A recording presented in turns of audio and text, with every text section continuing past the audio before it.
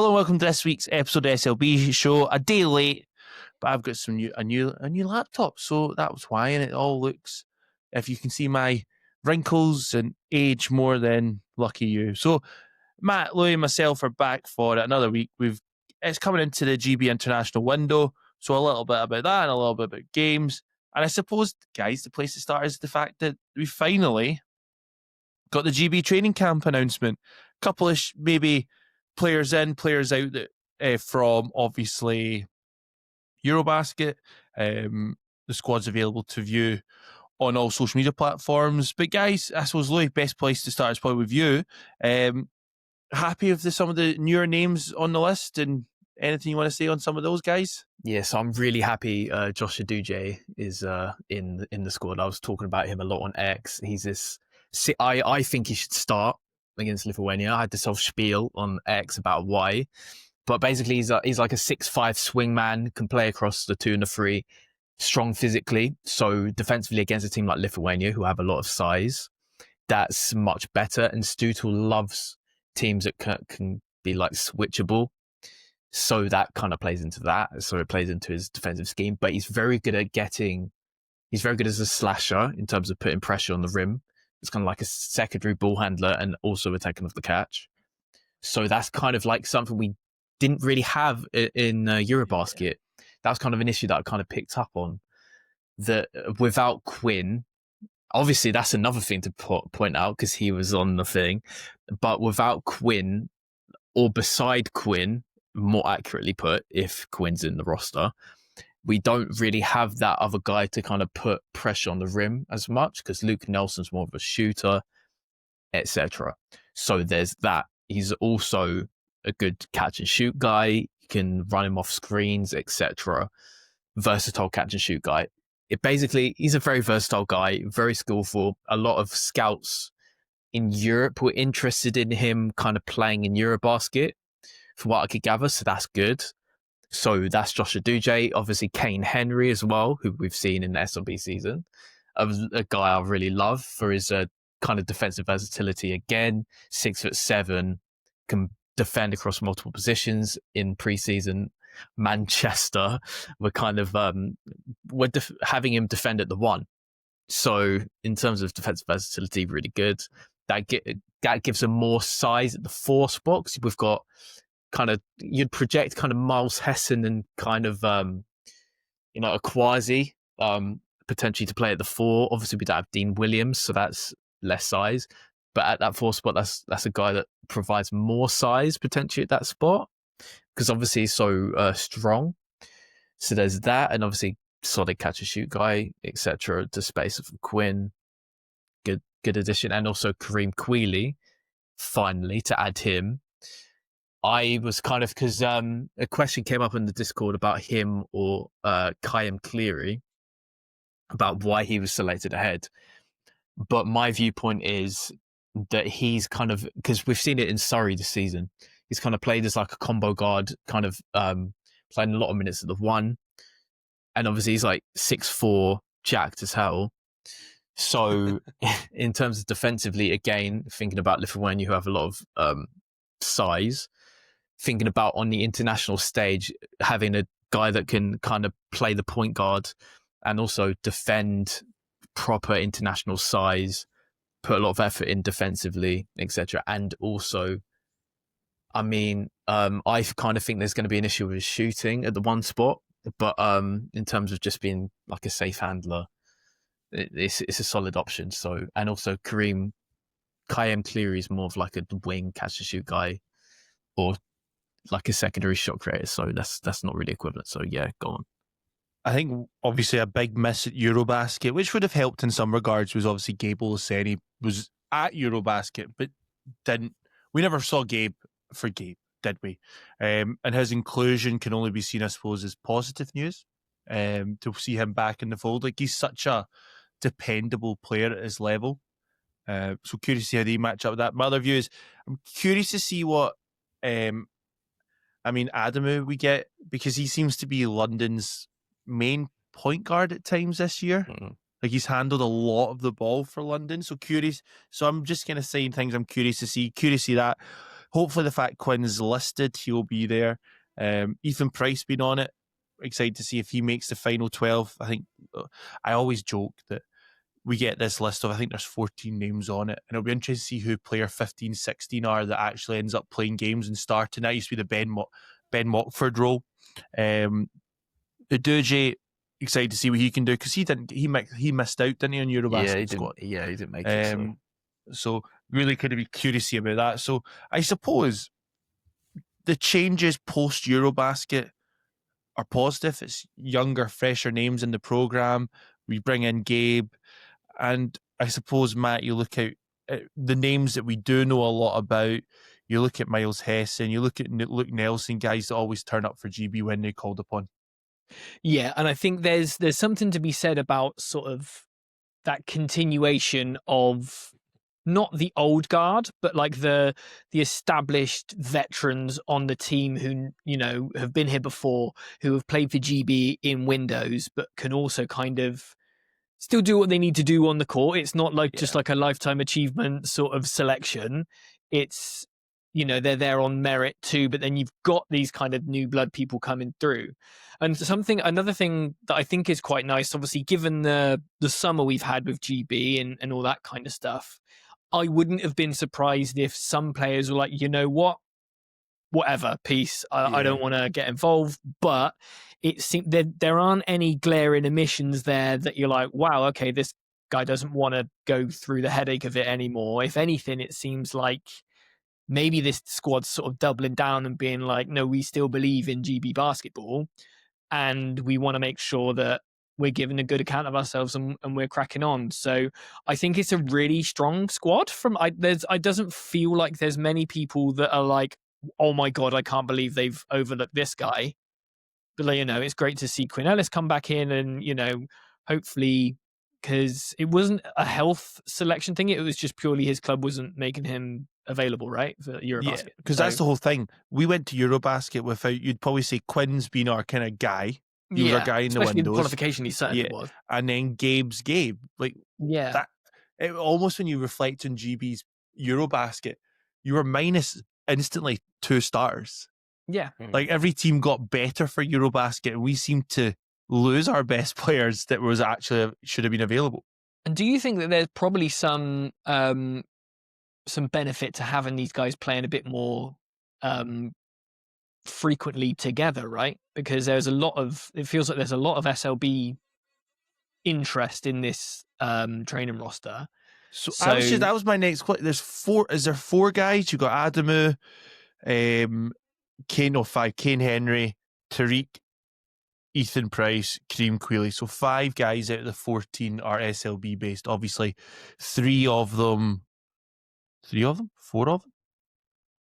are London, 1 Manchester, 1 Surrey. I was about to include Kareem Quealy as London, but are we happy with out of the 14, 5 guys being from the league? Do we think is it maybe a disappointment that there's not maybe more? Is that just says where our league is currently in terms of homegrown talent? Maybe not the top end talent isn't in the league this year. Although you look at, like, I mean, Dean Williams is one that I think everyone would hope to have seen on that list. But yeah. Yeah, I definitely think that there's, you know, it's probably the most that's been in a sort of training squad. Certainly, I think there wasn't that many SLB based players that went to Eurobasket, right? So off of memory, there's normally only 2 or 3. So it feels like it's going the right way. Obviously, the Lions ship the most people playing for the Lions, but, you know, I think for all the detractors that Tariq, you know, that are saying the Lion, Tariq. Oh, Tariq 6, sorry. For all the people that are saying, you know, that kind of hate on the Lions and stuff, what they do is bring really high level British players back to play in the UK. So, like, you can't hate that. We love that. So thank you. But yeah, I think, you know, I think it's a good thing. I don't think it's probably been the strongest SLB representation for a while, but you know. Yeah. So my thinking is, just imagine in a couple of years' time when we do actually have Manchester in BCL, you know, we have you know, other teams like Sheffield who have European inclinations potentially, maybe, but it's kind of a shame that we kind of missed out on a guy like Joshua Dujay. Like I will admit, I did try, I did try to get him, but I think people wouldn't be surprised if a lot of teams reached out to understand if he wanted to play here. But he's Pro B. He is Pro B France, and he's doing very well. So, so you kind of understand. But I'm just thinking, just imagine a couple years time in the future. It's just going to it's clearly been getting better, as Matt's saying, and I feel like it's going to hopefully trend in the right direction. So that was my point. It's interesting as well to see when we think of players. Obviously, in these windows, you don't get your American-based guys. So guys like Amari Williams, Tossan are going to be nowhere to be seen. But it's interesting to see that Cam Hildred's names come up, actually getting G-League. What's the right term? He got selected for G League with the Indiana Pacers G League team, but he's actually now on the roster and he's made his debut for them as well. So curious to now. It feels like the whole Cam Hildreth for GB or Cam Hildreth just to be like the next guy kind of stalled momentum. So it's good to see that he's kind of firstly getting court time and on a bit of a getting at least game time in the G League, because the wonder was where would he end up once he graduated. Yep, and he's ended up in G League, but I think it's just like a guy that, I mean, you look at kind of our gaps. It's always guard spot, So if he can develop into like an actual guard that we can slot into the rotation, potentially it could perhaps kind of shift our reliance on Tariq kind of out more so, as him as like a naturalized guy. So potentially we could look at other naturalized options. So that could be a plus. So it's good to see him play in G League. That's all. So yeah, Matt, what were you going to say? I was just going to say I don't even think about the guys that are playing in the States anymore, because when was the last time, if ever, a high level college or G League level, obviously not NBA level, British player came back to play for the national team? I will tell you, it was like the other summer when Ethan Price, Joshua Dujay. But that was I do get your point. That was literally like a summer one. Yeah, it was a summer preseason friendly like window, friendly. wasn't it? But continue, right. Matt. Sorry. That's okay. No, I ask questions and I don't do any research, so thank you. But yeah, it's like, I just don't even consider them coming back. It just does. It happens so rarely that it's like not even worth entertaining really in your head, like especially the top level guys. So it's a bit of a shame, but like I'm not sure what GB needs to do aside from winning loads to tempt these people back or function properly.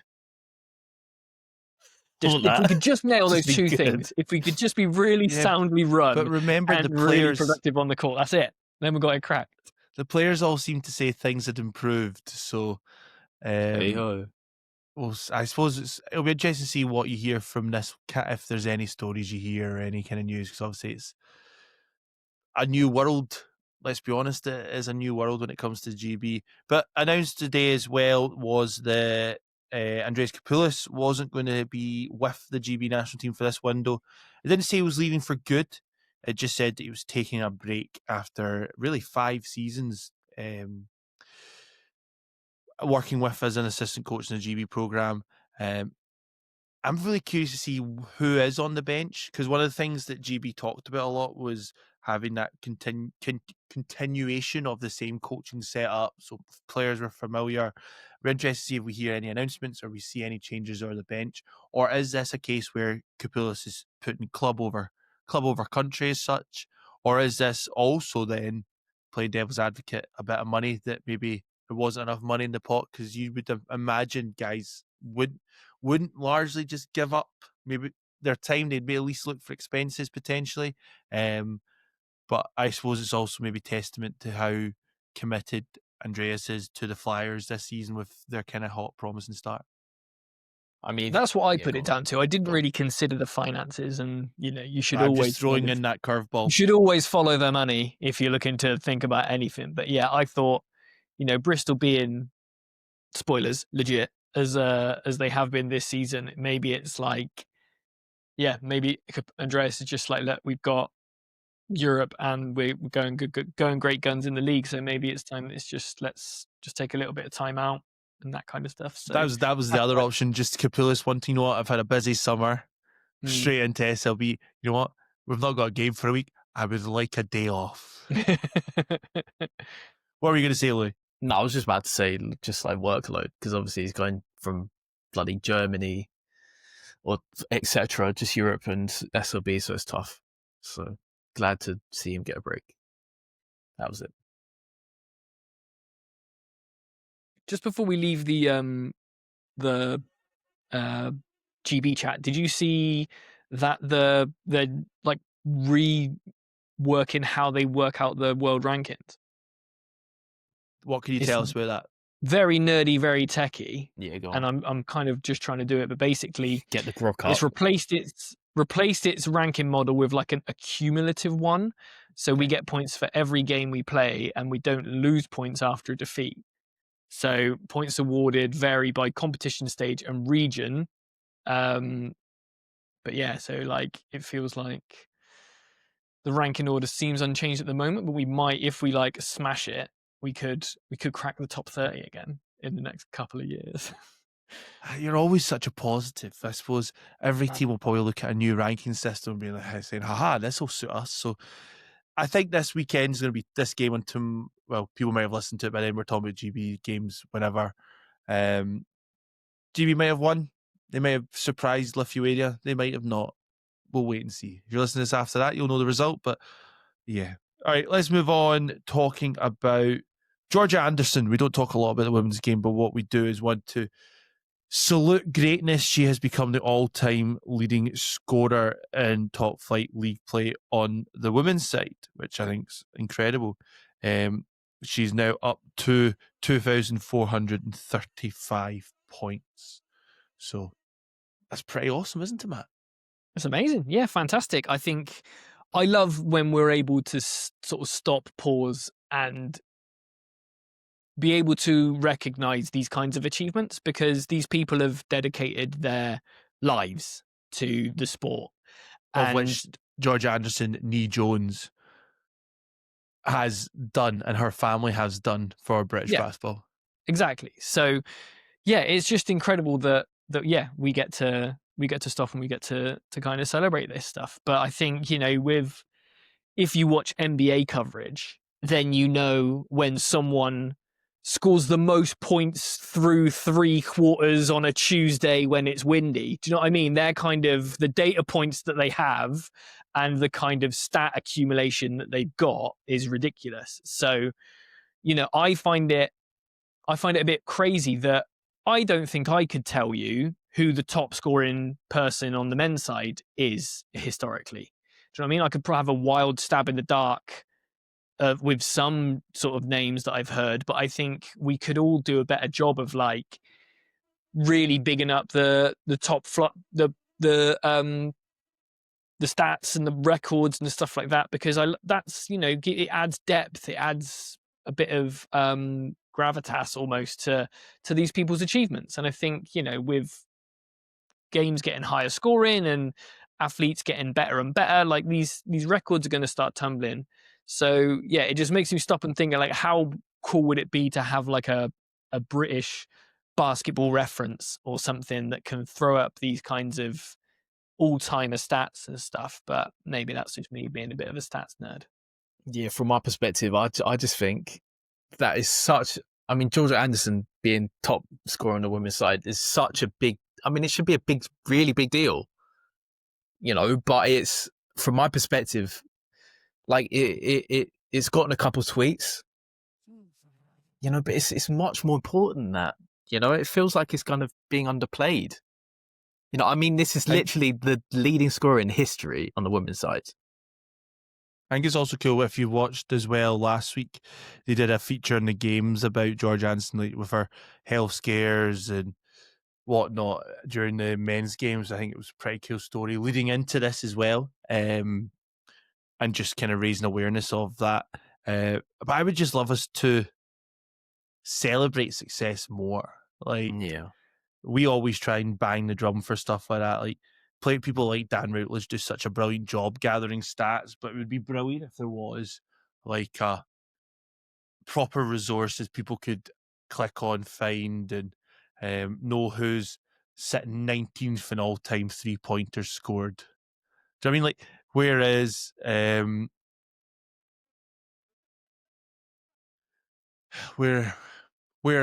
I don't know, like Gladiators all-time stats, like I could go and maybe work them out, but it'd probably be wrong. And how far do you go back? I think, and then how far do you go back as well with the men's Which pro team league? iterations?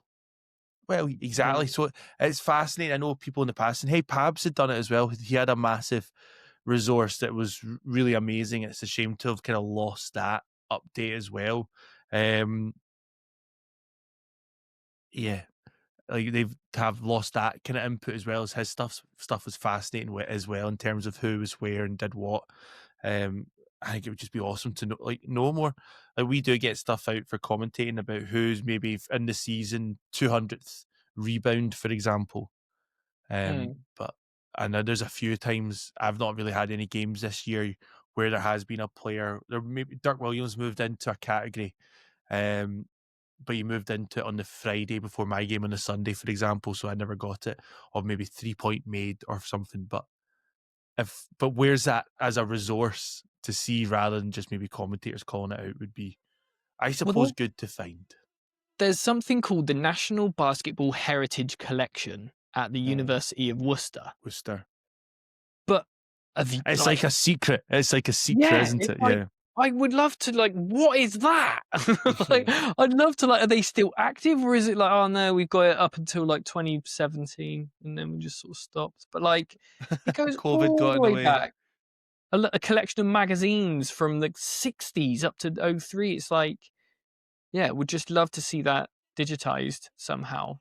They've got 4 main collections: the John Atkinson collection, Richard Parks collection, Alan Richardson collection, and the Heritage Book collection. So like, what is that? Like, and why don't we know loads about that? But I don't know. I just, yeah. Hey ho. Yeah. Make British basketball great again. All right, talking about making British basketball great again, couple of questions from the Discord. We had a big weekend, I suppose, because the Bristol Flyers did amazing, and then he didn't do so amazing a couple of days after. But let's concentrate on the big one first. The Bristol Flyers downed undefeated league-leading London Lions at the Wise, or wherever it's now. Is it called the Wise? SGS. SGS, sorry. I always guess it's always going to be called the Wise to me until they go big. And Louis, as a basketball geek like yourself, a game like that, when Bristol keep London to 54 points, is pretty incredible. It's pretty incredible. They fought so hard through, like, the intensity kind of Kapoulis gets into his team. You know, I find spectacular. You know, he does it year after year. You know, I always note that. But yeah, everything defensively was pinpoint. Lions did have kind of like bad shooting luck, I think you'd say. I can't remember exactly their 3-point percentage, but it wasn't great. But I have to shout out Joe Anderson. 10%. Yeah, 10%. So that's a lot of points left on the table. But I have to shout out Joe Anderson. He probably won't get as much props as a guy who only got 12 points in that game. But I feel like kind of the way he kept his head under and kind of was safe as a ball handler, still making the right decisions, still getting into the right spots, kind of creating advantages and kicking out, you know, under the defensive scheme Lions were putting, well, the whole Bristol squad under a lot of pressure. You know, I just found it spectacular. I can't remember. I think he got 7 assists. Yep. Is it? Yeah, 7 assists. And just his safe ball handling under, you know, the defensive pressure Lions were putting under. Yeah, so that was spectacular. Zach Anderson's shooting, 3-point shooting, catch and shoot, etc. And also he showed a nice little bit of kind of advantage attacking, kind of couple dribble pull up, etc. So that was great. So Yeah. I'm a big fan of Joe Anderson. Every time I watch him, obviously got to see him close up against Gladiators a couple of times, seen him and doing his thing. In this game, he's someone that's really taking the opportunity as a rookie this season, and it seems to be getting better as the season going. Yes, like he came out of like a collegiate conference that was quite low down. I think it was Atlantic Sun, and that's not from same as Owen McCormick. Yeah, Atlantic Sun. So for a rookie, you're not really expecting kind of big things, but his kind of mental ability on the court, making the right decisions, kind of his handling ability, which I think is kind of like a stretch above the other points in terms of, you know, withstanding defensive pressure, etc., is just really good. And obviously his shooting has come to fruition, but it's just the way he works with this Bristol squad. You know, how he's not like a point guard like PJ Smith, for example, who I've had a lot of issues with this season. He spreads the ball about, you know, he gets them into their sets, etc. He's just a really like, he's not an uber talented PG, you would say, and kind of his college level kind of speaks to that, but he just the way he plays just has really made Bristol tick. So big up to him.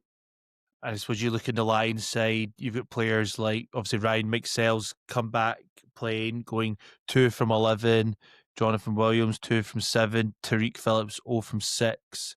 Numbers that you don't tend to expect and see from an efficient Lions.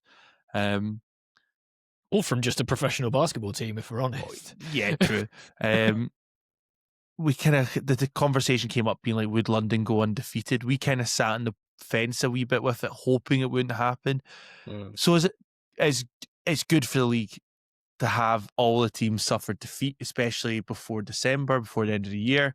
But then if we then flip it around and we look for, obviously, from Friday of the highs of London losing, or highs of Bristol beating London, let's say it that way, we then have, obviously, Manchester beating Cheshire, which was a mad game alone. Like, yes, let's be honest. Was it Cheshire were up 17 points? Something like that. Like, crazy. To then go...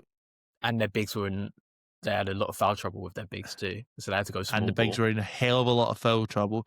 To then on the Sunday, you had London bouncing back and beating Newcastle by 13 points. That could have been worse in the second half. It was a... What do you mean? It was close in like the fourth quarter. They were down 4. Yeah. Down 7. Yeah. First half, London just killed off, basically. Because Newcastle's defensive coverage was terrible. Like they were making rotational mistakes, etc. But go on, continue. Thank you for that permission. To then Cheshire Phoenix, who lost to London the weekend before last, lost to Manchester on Friday, absolutely spanked Bristol about 111-84. Wow. Firstly, Bristol scoring 84 points and losing doesn't happen often. No. But is that one of these ones, and not taking away from Cheshire, obviously going to Cheshire on a on a Sunday in their place is never easy. But is that one of these ones where Bristol have just beat London on the Friday? You kind of almost want to play Bristol on the Sunday. And they played a BBL team on Wednesday. And that's true. They played Europe. They had a busy week. No wonder Capoulas is looking for a weekend off. Exactly.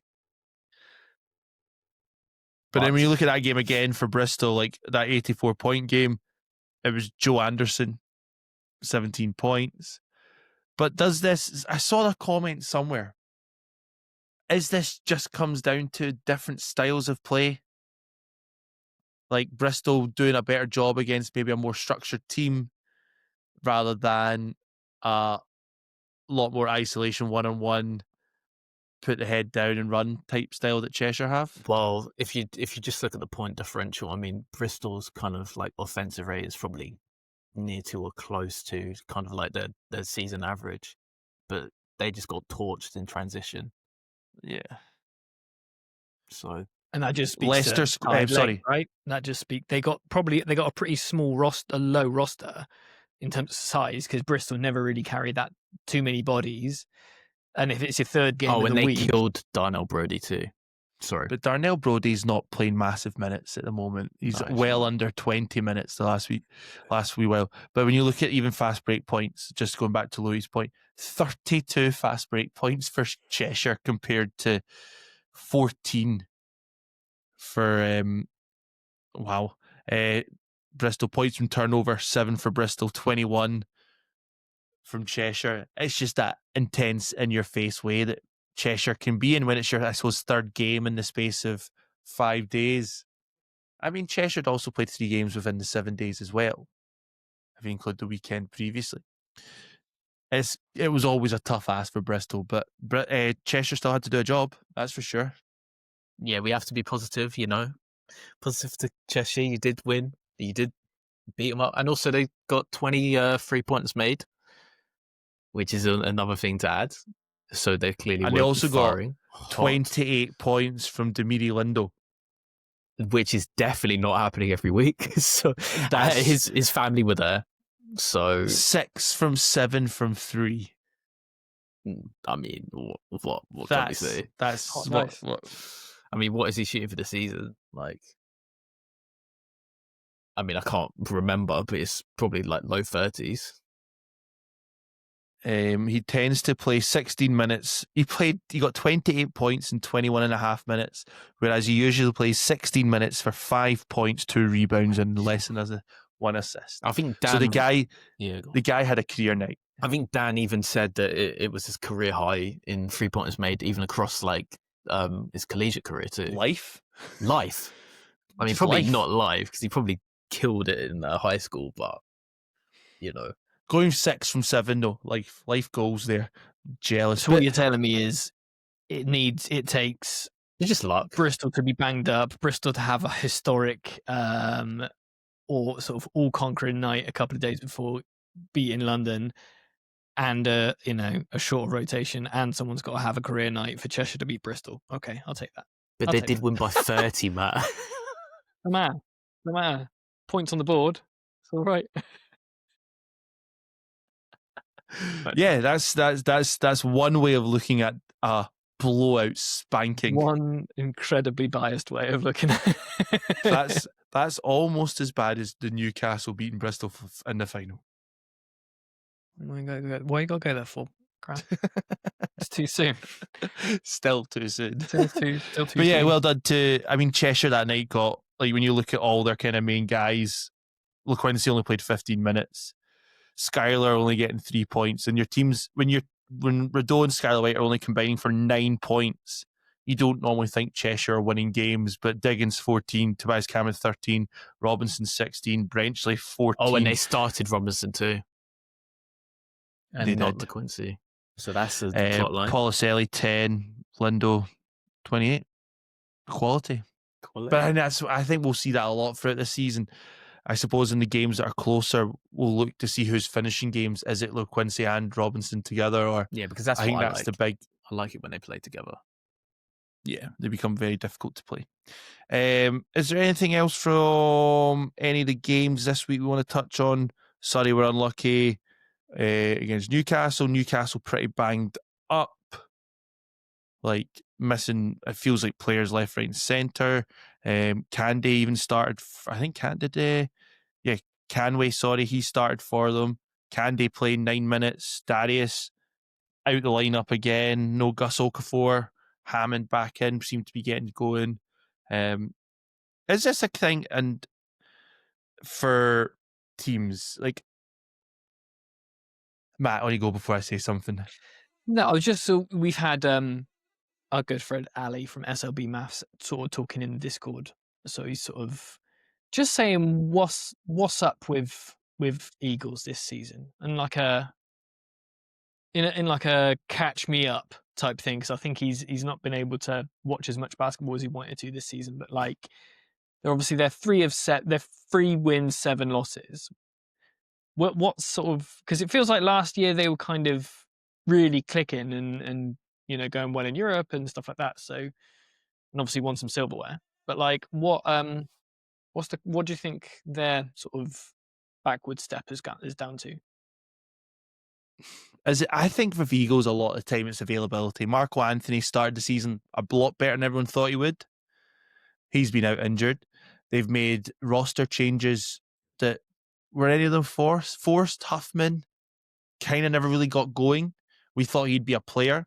They got rid of Brett Reed pretty quickly.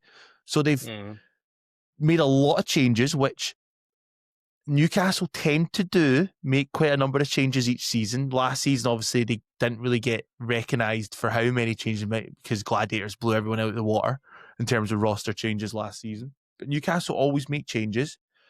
So have they got that kind of smooth roster yet? They're usually a team that maybe takes advantage of the pre-season trophy. Does that impact Newcastle? Eurobasket effect on Stuto? Is that a thing? Like Hammond, Okafor, who else? Is that the two that have come in? Have they ever got anyone else?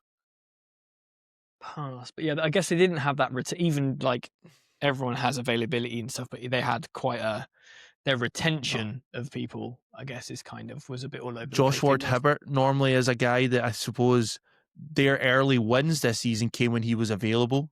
He's kind of their glue guy. Like, let's be honest, Josh Ward-Hibbert can maybe not win games off of his offensive ability, but defensively he can do some amazing things. Like obviously momentum changer. Yeah, he's a glue guy. Get you those kind of important moments in the game, whether it's defensively or hits down a corner three. Like Maceo Jack may have taken the plaudits for the game they beat the Gladiators, but actually it was Josh Ward-Hibbert defensively and Marco Anthony guarding Kevin Allen, I suppose, that changed a lot of stuff in that one. So I think Eagles just miss him. Like, you've got all these new guys about, and actually that shows, which is cool for a British player, is such an important glue guy for them. Louis, what are you going to say? Yeah, I just think it's a lot of kind of weird stuff. Like they've been starting Canway recently, not just at Lionsgate, but they have been starting him quite frequently. So there's been some odd kind of things at their 5 rotation. Kind of things like the dynamic between like Rayshon Taylor or Mitch Clark at the point guards, whereas you have, it's kind of similar to the kind of Jordan Johnson kind of PJ Smith dynamic of kind of Manchester or dilemma, where Rayshon Taylor is a bona fide scorer, but in terms of ball movement, etc., Mitch Clark is much more your guy, and Mitch Clark's much more kind of dogged defensively. So I returned like this real plus minus kind of metric on X, and Mitch Clark was kind of like well liked on that. But like Mitch Clark's really been struggling with shooting percentages, so there's that issue. They are quite they've got quite a lot of like ISO scorers, or they have a lot of kind of like ISO play, and it's not really looking so great. Sometimes it can get quite stodgy, and also a lot of the issues are kind of defensively. Like they've been having, I mean, we've been talking about them being very switchy, kind of switchable, kind of a lot of versatile defenders, but when they do get into like rotation and stuff like that, they just look really bad. So, yeah. What's the solutions then? Getting healthy? I mean, getting healthy, but you know, just kind of just sorting stuff out, man. Sorting stuff out. Or did they sort of just did they overperform last year? And it's just one of those, you have these kind of sort of, not an anomaly season, but you have just like the variance between year to year in British basketball with your different rosters is so variable because you're changing 85% of your roster. Is it just one of those years where it just like, we just had it lightning in a bottle last year, and then this year it's just one of them? It's just kind of, it is what it is. That's the majesty of British basketball, where it's just so sort of changeable. Yeah, from my perspective, like I think the talent level of Newcastle right now, with guys like Gus Okafor, Dayon Hammond, who played in BBL previously and dominated kind of the BNXT, I think their talent level is probably like top 4 at least, but they just need to get this team fit stuff. It's as simple as that. Like, they just need to get this team kind of working, because like, I mean, we've talked about kind of Stuhl's style in the past, like how he's very how he likes to do a lot of mismatch hunting and etc. But yeah, it's just about getting like a lot more ball movement etc. back into it. So yeah, Nice. Well, Because then I suppose the same discussion on terms of bodies available. Like, a big thing I dislike at times is how little we know about available roster slots. Newcastle, they're not too bad at telling you. They're in their press write-ups will say who's available and whatnot. But like, an update on Mervyn James, like, how far away is he? Like, Gladiators sat out Kevin Allen and Ethan Wright against Leicester. What was the reason for that? Like, Matt, you talked about stats in the NBA. Like, you're probably geeky enough, like me and Louis as well. You notice, like, when they do players are injured, there's like a big write up on what they're expected to be. They'll miss this how many games. This is how many weeks they'll be out. Coach will reevaluate them after that. And they've got 3 away games in 4 days, so coach will evaluate them on their return. We don't get that kind of priviness or access point that would be, I think, would really help. Would it really help? Probably not. But would it help people like us 3 and many other people listening to this? Probably. Let's bring in League Central injury reports every Thursday, Friday morning. Friday morning. I mean, they do every it in Friday NBL, morning. like Aussie NBL. So, I mean, Copy the Aussies. Copy the Aussies. And if we want to be a good, serious league, then just one more step. FIBA task force, if you're listening. Injury reports. Injury reports. The SLB shows input. We want injury reports. We know you're listening, probably. We know you're listening. All right, final one. We're a third of the season kind of done. Question from Discord about Rob Hunt, asking, what's our thoughts been so far? Even just generally, let's go. I mean, Louis, you can go first. What's our general thoughts and feels been on the season so far? I mean, I've been loving it, obviously, but I think one of the things was just like things I didn't really expect. But I think one of the things that I kind of missed out most on in like my preseason kind of evaluation was probably just in terms of like early season.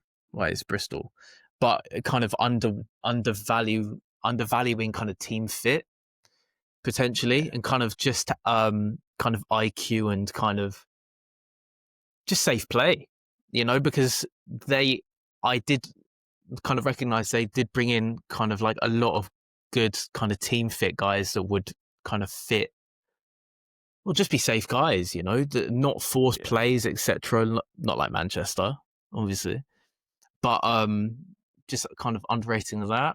I think another guy that I didn't really rate enough was Pat Robinson. I mean, I could kind of see this like statistical evidence for him kind of playing really well. Like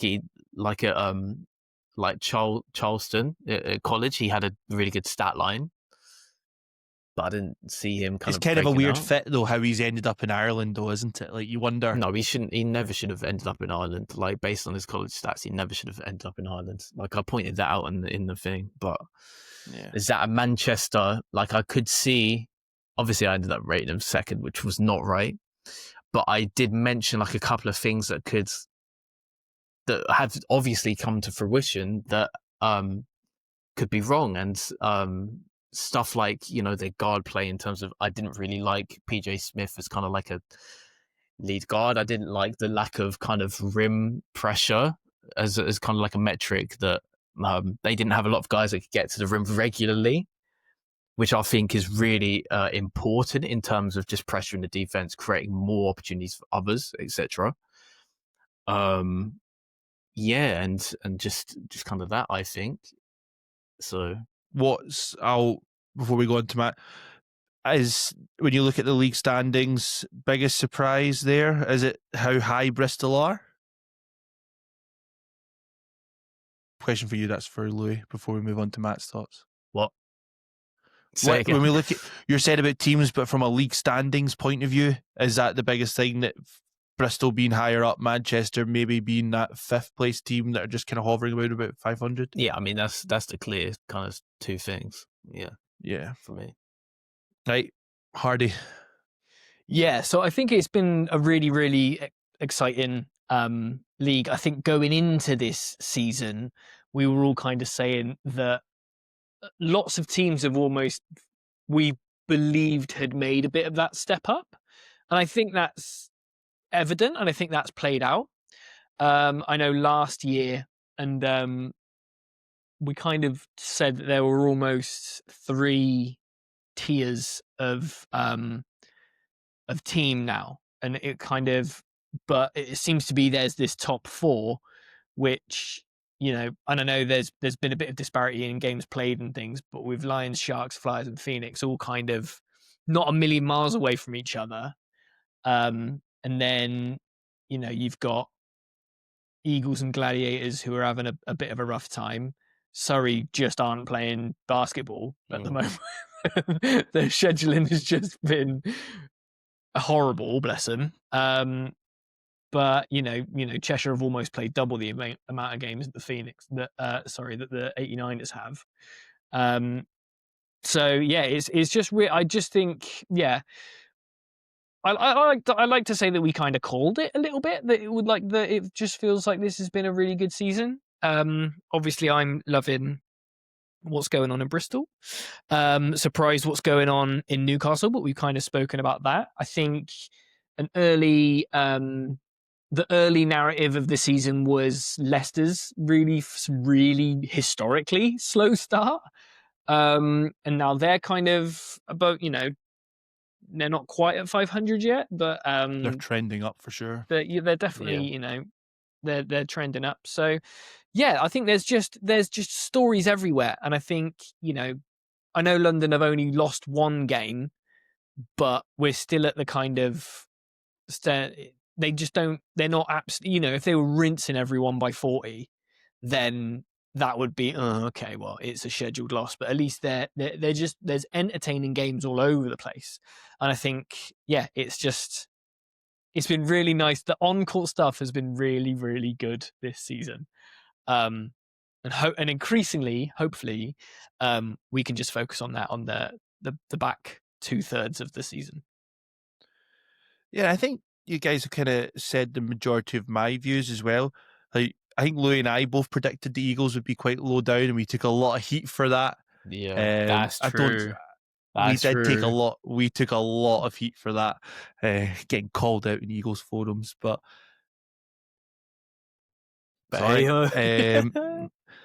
Flyers, you know what? We already issued our public apology to the Flyers fans, because they have been probably the most, Louis, you called it fit.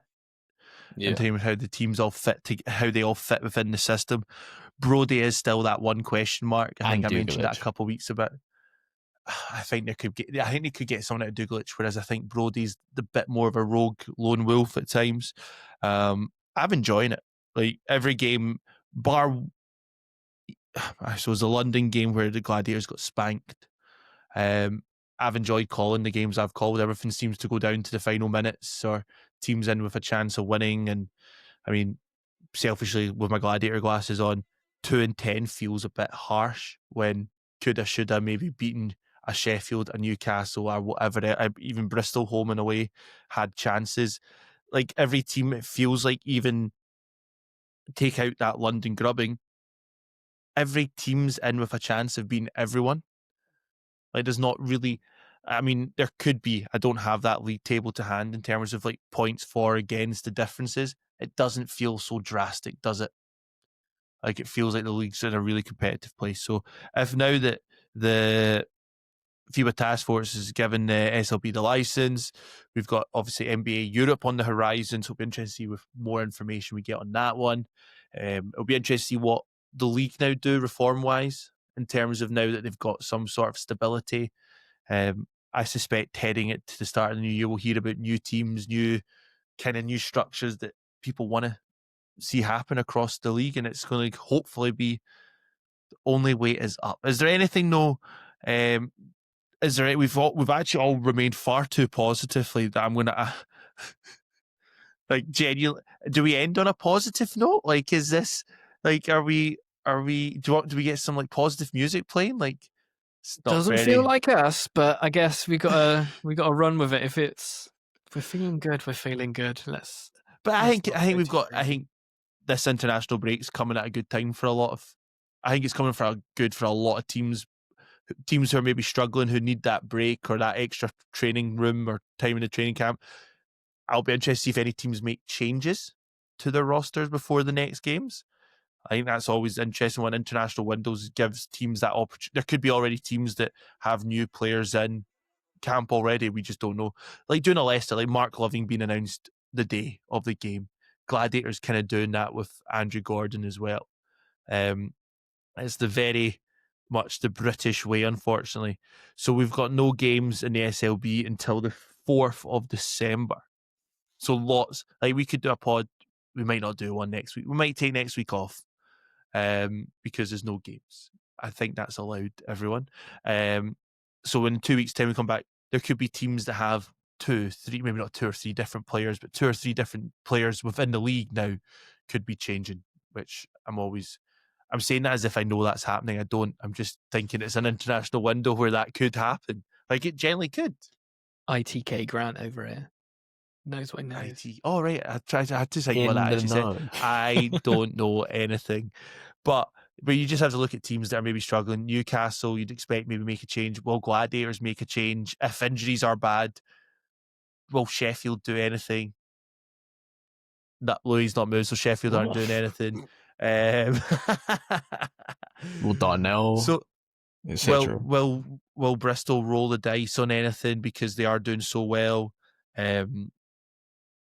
Will Manchester do anything? Like Duke Shelton caught us all off guard. Will Manchester do anything? So I suppose there's still every team has a question over them, but I think it's been an exciting start to this season. Surrey have looked pretty solid at times. They've played really well against Manchester Gladiators. Can they now just do it against everyone? Yeah, they look good against Leicester as well, to be honest. Any final thoughts? No, go GB. That's what I want to say. Go GB. So if you're listening to this before the game happens, good luck to them. If you listen to it afterwards, let us know what your thoughts and feelings are of the game are. And we'll maybe share ours as well. So thanks everyone for listening. Enjoy the international break if you can. Continue to like, share, and subscribe, and we will be back, if not next week, the week after that.